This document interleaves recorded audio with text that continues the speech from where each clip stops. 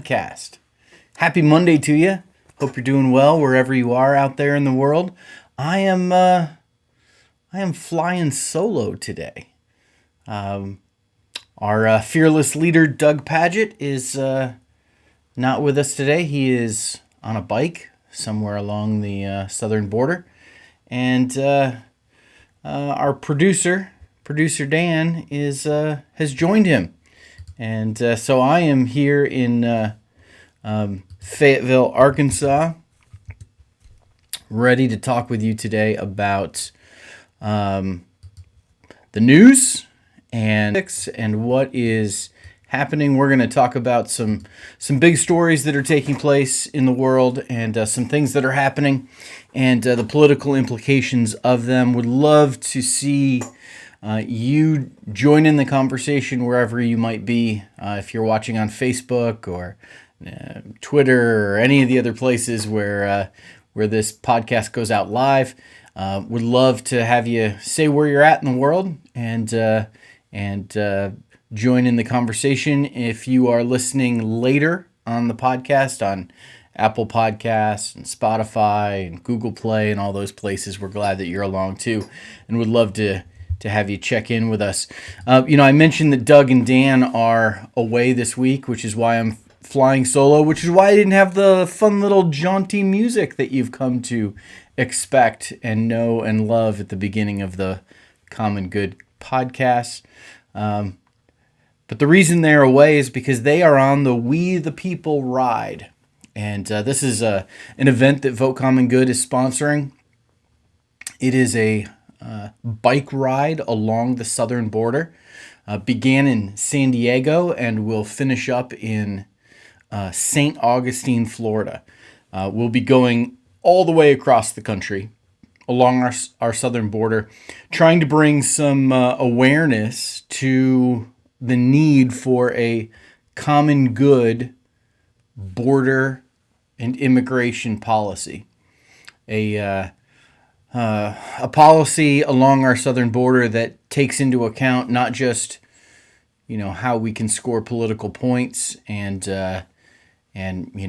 make our political opponents look bad based on what's happening at the border, but rather how can we actually bring the common good to our border security, to our border policy, to how we welcome asylum seekers.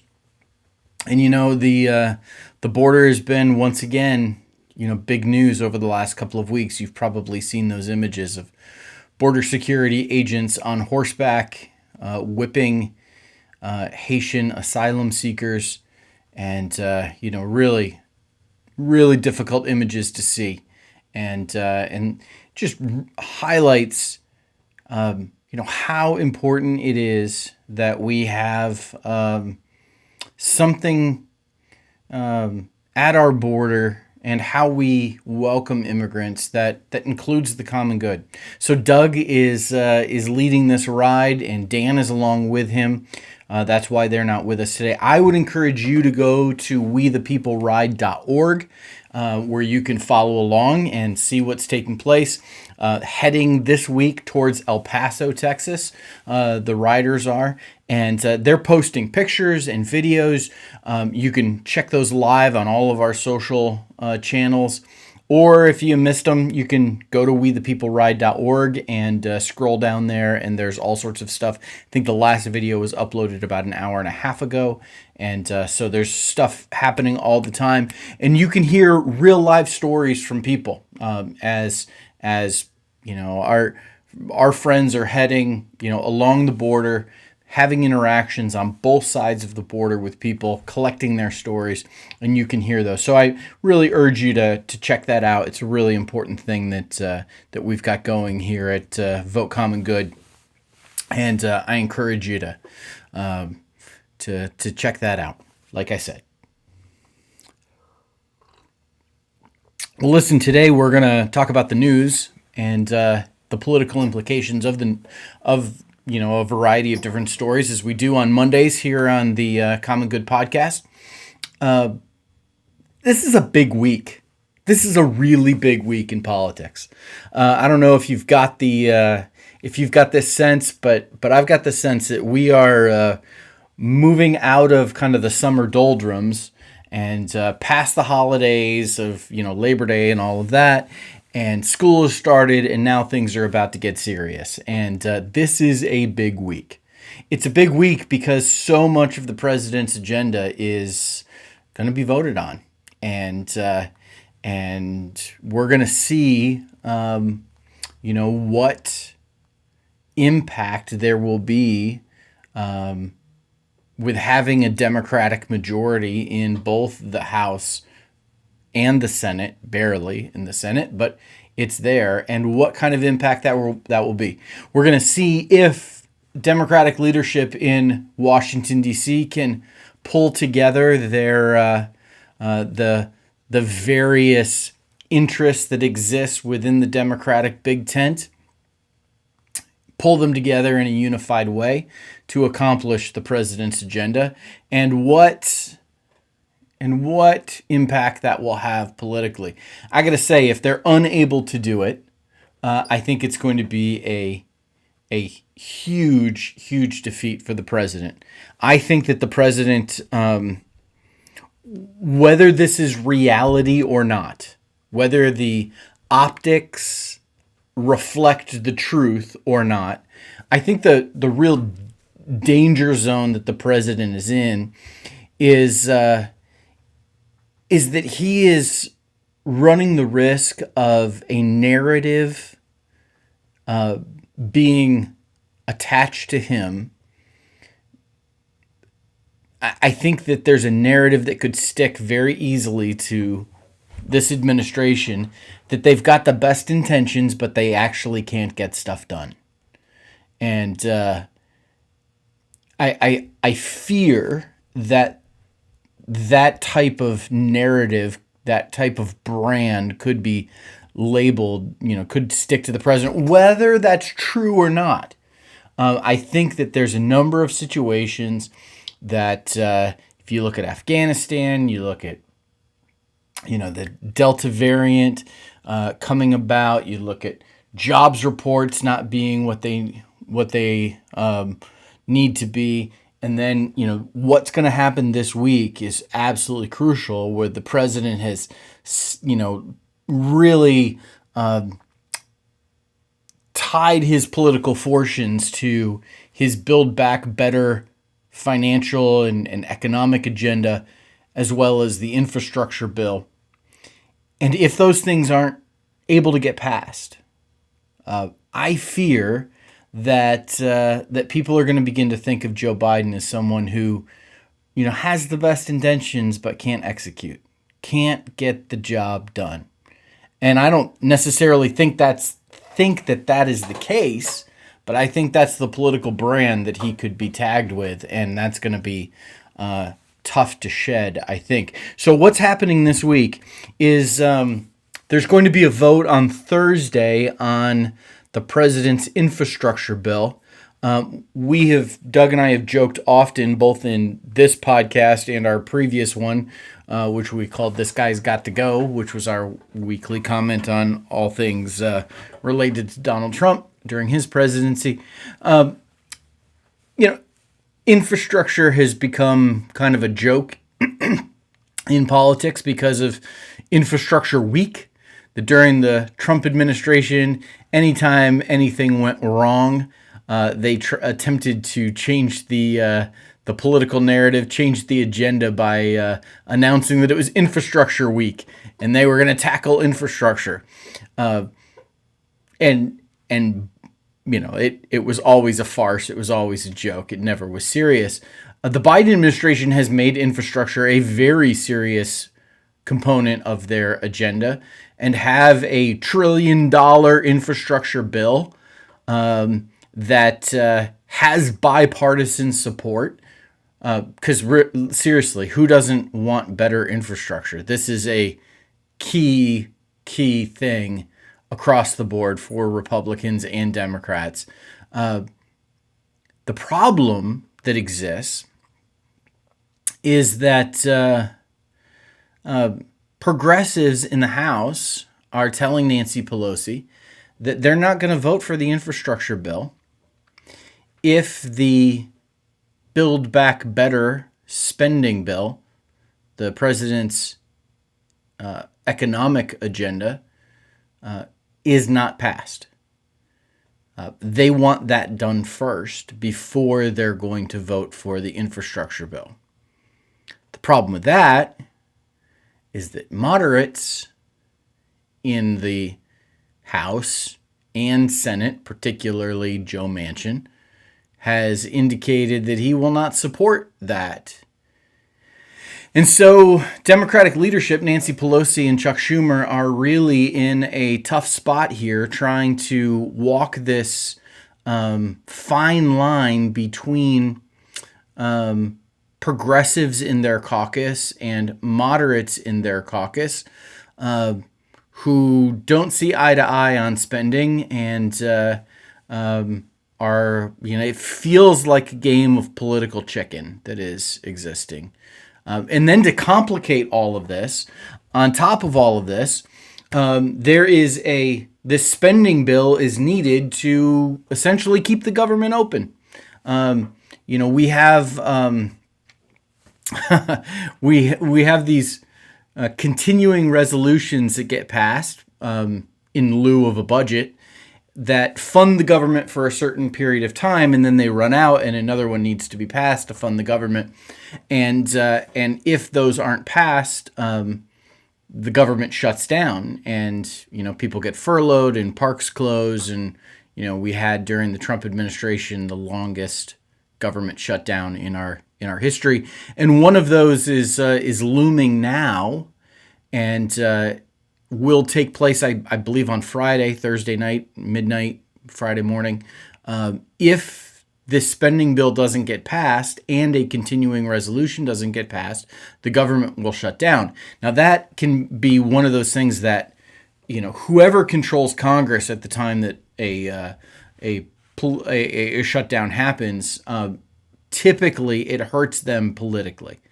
And so with this shutdown looming, one of the problems that exists is that Democrats have included in their continuing resolutions, in their bills that fund the government, an increase in the debt limit, which allows the U.S. not to default on our debt. And for those of you that have listened on Fridays, as we talk science and economics on Fridays typically, and our favorite economic professor, Fadl Kaboub, has been with us at times on Fridays talking about modern monetary theory. I got to talk to Fadl about the debt ceiling and how all of this works. So I'm not an expert on this stuff, but if you follow Fadl on Facebook or Twitter, hopefully he'll have some commentary on that, and maybe we'll be able to talk to him soon about it. But there's this fear that if we don't raise the debt limit, we'll default on our the things that we owe as a country. All of that could just be an illusion. But Republicans are saying they're not going to support raising the debt limit, and Democrats have that included in the spending bill, which means we are in this position now where we're going to see who's going to fold, who's going to crack under the pressure. Will it be the progressives in the Democratic caucus who go ahead and pass the infrastructure bill, even if the Build Back Better spending bill isn't passed by that point? Will it be the moderates? Will it be the Joe Manchins who crack under the pressure and support the spending bills? Will it be the Republicans who crack under the pressure and don't want a government shutdown to be blamed for that to happen? Will it be Democratic leadership? Will Nancy Pelosi and Chuck Schumer be able to control their caucuses and rein them in and make this happen and do the political maneuverings? It is a big, big week, and frankly, I think that the fortunes of President Biden really depend on what happens this week. So, next week when we get together to talk about this stuff, maybe we'll have some results to talk about. But this is the anticipation. This is the where the rubber hits the road on politics and what it all means. So be watching this week to see how all of this shakes out. It's a big one. You know who else who had a big week? I say, kind of sarcastically, Donald Trump, that former guy, the twice impeached former president, the one who lost more votes than any presidential loser has. His opponent got more votes than anybody. He's not going away. This guy is not going away. He's not going away. He's like a bad rash that you go see your dermatologist about, and you get some medicine, and you put it on there, and you think, okay, I've got a little bit of relief, and then the next morning, there it is again, and it keeps spreading, and it gets worse and worse and worse. This guy is not going away. Reports over the weekend, Trump saying that, pretty much the only thing that's going to keep him from running again in 2024 is a bad call from a doctor. I don't know if any of you out there are doctors, but if you are, could you please call Donald Trump? Could you make that call now and say, listen, Mr. President, we've got some bad news. You're not going to be able to run for president again in 2024 because, I don't know, make something up. Your bone spurs are flaring up. Trump also said in this interview, speaking of doctors, that he basically did everything the opposite of what Dr. Fauci told him to do. And we wonder why nearly 700,000 Americans have died of a disease that has spread like wildfire across our country because of inept, incompetent leadership from our former president. How ridiculous.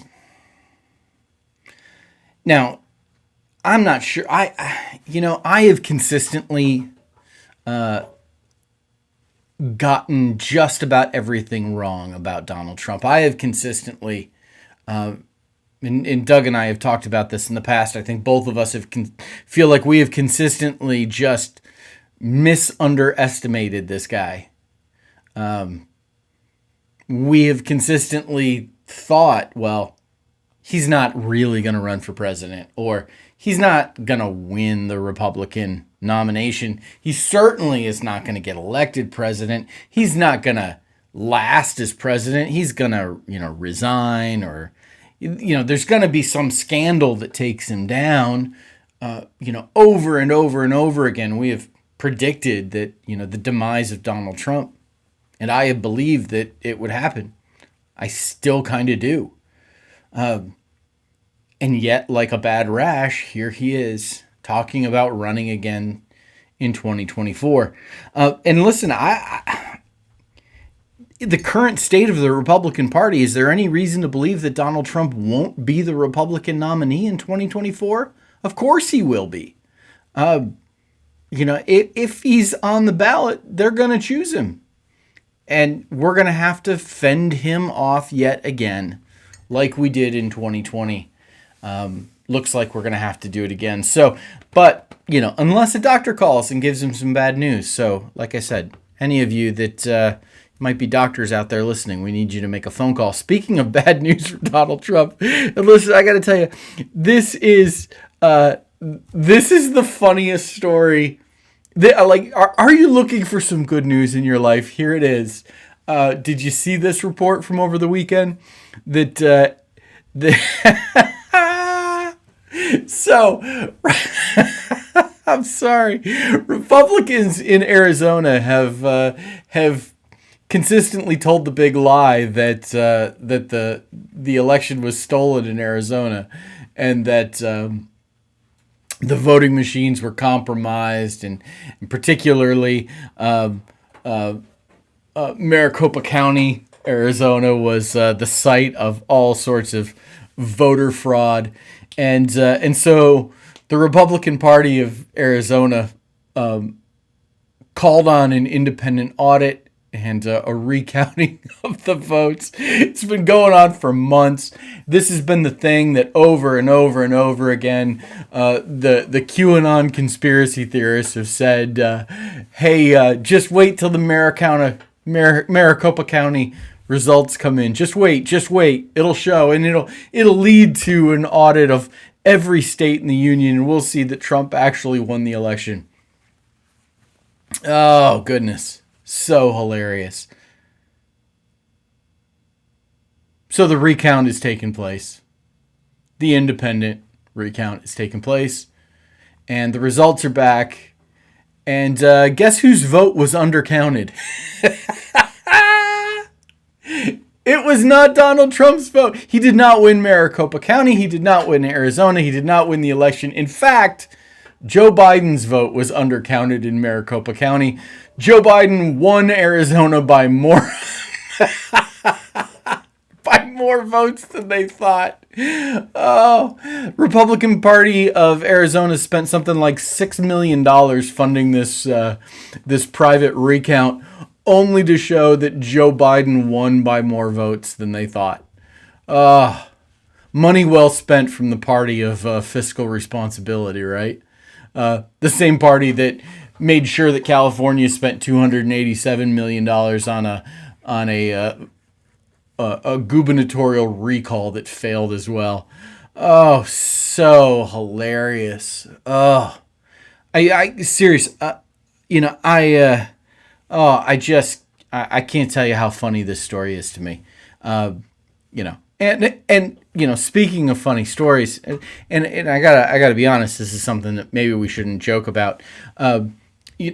Apparently, statistics are showing that the murder rate is up pretty significantly in 2020, and which is obviously not good news.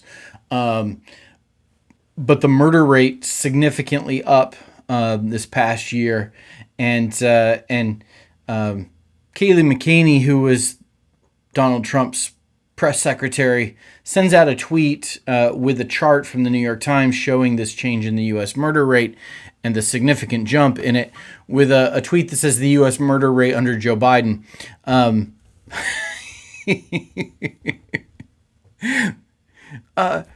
Does Kayleigh not remember what she was doing in 2020?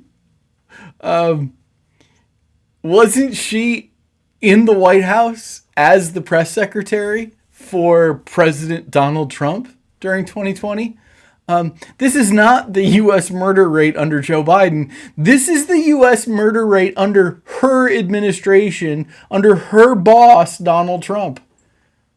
This is like when Trump tried to have those campaign commercials that showed, riots in different cities in the midst of, the George Floyd protests, and they, so much of the unrest, and there was kind of this fear mongering, and this will be Joe Biden's America.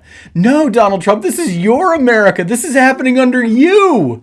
This is a result of, if we're going to put this on presidential leadership, you're the president while this is happening. Kayleigh, Donald Trump was the president in 2020 when there was this gigantic spike in murders. Oh my goodness, these people. Oh, just no self-awareness. Just everything is about trying to score cheap political points. Everything is about trying to make yourself look better, trying to make your opponent look bad without any self-awareness. It's just hilarious. I don't know about you, but I feel like we got to find some comedy in this. Speaking of tweets gone wrong, backlash against tweets. there's a lady named Amy Fan West who is running for the United States Congress in California, and she's getting a bit of a backlash on Twitter this morning for a tweet that she sent out that said, God blessed my family with the opportunity to be an American. While I'm grateful, others are not. Katie Porter is doing all she can to destroy this country and dilute the blessings God has bestowed on us as Americans. Amy Fan West is and her family escaped Vietnam and came to the United States and have made a life for themselves in California, which is a really wonderful thing. Glad that they are here because we want to be a welcoming country from folks from all over the world. And so, Amy, glad you and your family are here. I'm also glad that you're throwing your hat into the ring and running for United States Congress, because I think it's always a good thing when people get involved in politics and do that. But Amy, listen, you're coming after our girl. You're running against Katie Porter, Congresswoman from California, friend of the show, friend of Vote Common Good, and one of our favorites. And I got to tell you, does anybody actually think that Katie Porter is doing all she can do to destroy the country and dilute the blessings God has bestowed on us as Americans? Come on, Amy. Katie Porter? Single mom. Katie Porter, who wears the Batgirl costume on Halloween to the House committee hearings. Katie Porter with her whiteboard educating not just Americans, but CEOs who ought to know better. Katie Porter, Vote Common Good hat while on vacation and posting pictures of it on Instagram. Katie Porter is doing everything she can to destroy America. Amy, come on. Come on. I think at this point, if I had to put money down on who I think will be the first mom in the White House, I might put my money on Katie Porter, because she's the best. And Amy Fan West, listen, I'm really glad you're running for Congress. I cannot wait for Katie Porter to destroy you in the election. Because Katie Porter is not doing everything she can to destroy the country. She is almost single-handedly bringing wisdom and grace, confidence and leadership to our political discourse, and I love her. And the fact that you are getting, kind of, as they say, dog walked on Twitter, today because of this tweet is making me laugh. I also am laughing because Katie Porter is trending on Twitter now, with all of the people talking about how they're donating to her campaign as a result of this tweet from Amy Fan West. So, and if you love Katie Porter as much as I do, if you're listening, why not jump in and donate to her campaign as well? Well, listen, one more story I want to talk about before we get out of here today, and that is today's a big day in New York because today's the deadline for healthcare workers to be vaccinated.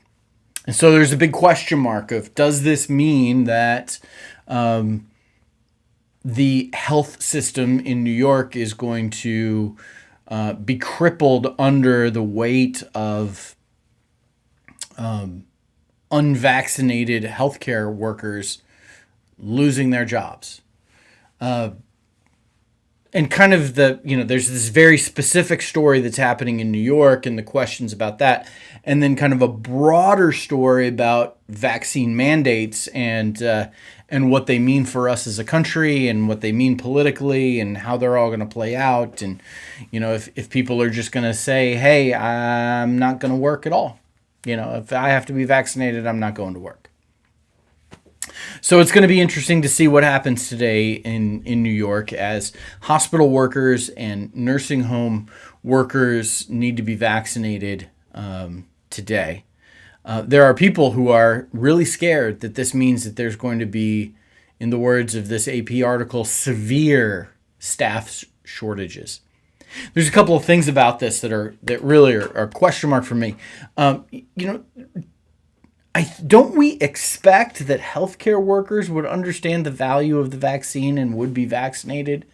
That they would have been vaccinated already and not kind of forced to be vaccinated by a mandate with an ultimatum, either get vaccinated or lose your job. I would have thought that we would be at a place where these folks, like this wouldn't be an issue with this particular industry, with this particular sector. And yet it is, apparently. So we'll see what happens. My hope is that, these folks are vaccinated and the wringing of hands about the situation turns out not to be, much ado about nothing. I also hope that the deadline forces people's hand and leads to more vaccinations. The mandates tend to work. The deadlines tend to work. For whatever reason, people don't do what they're supposed to do until the very last minute. And so hopefully there's lots of people in New York getting vaccinated and not losing their jobs as a result. Now, if we have, and you see from time to time, there's news reports and you'll see a group of healthcare workers gathered outside of a hospital with signs saying, medical freedom and those kinds of things. And we don't really have any sense of are those protests significantly representative of a large number of workers? Are they, as we call it in the political world, are they astroturfed? Are the people who are protesting, brought in, hired, whatever, to, make the protest look bigger? That happens sometimes. I don't know if you know that. Both sides do it. So I don't know what to make of those protests, and if they're, this will give us some real clear sense of, are people getting vaccinated? Is there a significant percentage of healthcare workers in New York that aren't being vaccinated, that aren't going to get vaccinated and are willing to lose their jobs over it? Does that portend a large backlash against President Biden's vaccine mandate for companies, businesses with 100 employees or more? Those employees are required to be vaccinated or show proof of a negative COVID result each week. I think what's happening in New York today is going to be kind of the canary in the coal mine of what the future looks like. Is this going to be much ado about nothing? Fingers crossed. Is this going to be hand-wringing, like, oh no, the worst could happen, and then it doesn't? Fingers crossed that that's the case. Or are battle lines being drawn? Are people digging in? Are people becoming so committed to their position that they're willing to lose their job over it? And frankly, if someone's willing to lose their job over a position like this, that doesn't bode well for our ability as a country to move forward in any way that resembles any kind of unity or connection or oneness. I think what it portends is a whole lot more division and a whole lot more arguing and probably seeing some of the worst in us coming out. So we'll see. It's a big week. It's a big week. It's a big week for the president's agenda. It's a big week for the president's strategy when it comes to combating the coronavirus and COVID-19. And it's a big week for Katie Porter to raise a lot of money so she can win re-election. Well, folks, thanks for listening in. Glad that you've been with us. Encourage you to continue to check out everything that we've got going on here with Vote Common Good, particularly the We the People Ride event that's taking place right now that you can check out on wethepeopleride.org. Tomorrow evening there will be a live check-in from that on all these channels, so I encourage you to check that out. And then the podcast will be back on Wednesday with our faith leaders talking and keeping the conversation going. Thank you for all you do out there. Continue to bring goodness into this world that we desperately need. And I'll talk to you next Monday.